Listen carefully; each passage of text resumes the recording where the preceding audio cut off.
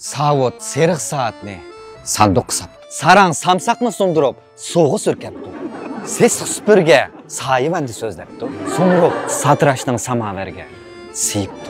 Semiz saharda sabzi setibdi. Sibiriyadagi so'g'oq sinibdi suyibdi. Sehrlik sirtlan so'g'ini surtibdi. Sadda saqal sistemaga sakrabdi. Hoy, aqvash paylasop. Muzdek uchun, ha?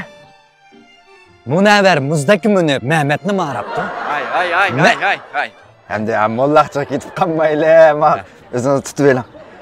Mana eng yomon bir jo'rin doktordan so'rasam, sizni mush saralning ortidagi eng yomon dedi. Eng aqlli dedi. O'tirib bir maslahat ko'rsatsangiz o'ptikan men be. Mayaqqa o'tir. Muzdek uchun, qo'rqingizni qo'rqitib qochirdim ayazda. Menda gap.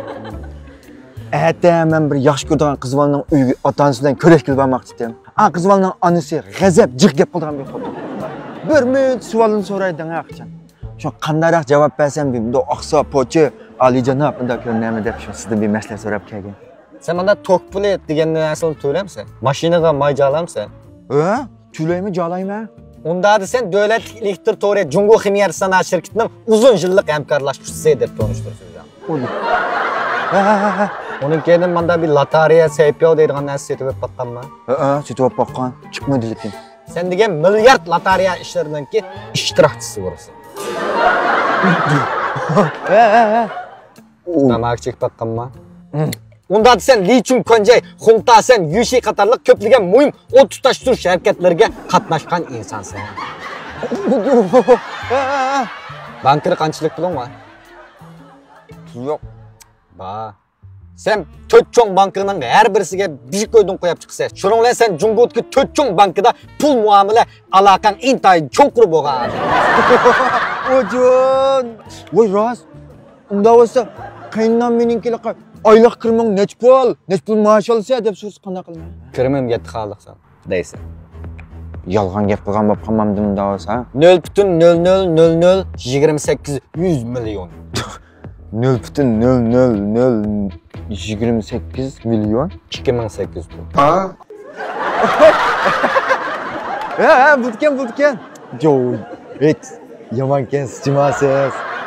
Siz buzunla aqlliq turib, oldin ko'rar, hammani biladigan turib, bizning doktorxona nima deb sarangab kelib qolgan. Men o'sha oldingi mezgilda bir qir tulxutundan bujni oldim degina. Bu tulxutunning bir qizi var 28 yoshlar. Mening dadam degan odam ash tulxutun, ya'ni mening ayolimning qizini oldi. Shuning bilan mening ayolim uning qaynotasining qaynonasi ulab qoldi. Mening xotinimning qizi mening ilgay onam ham ilgay beqivog'i menda balam bo'lib qoldi.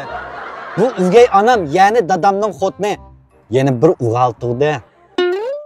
Bu balam mening inim.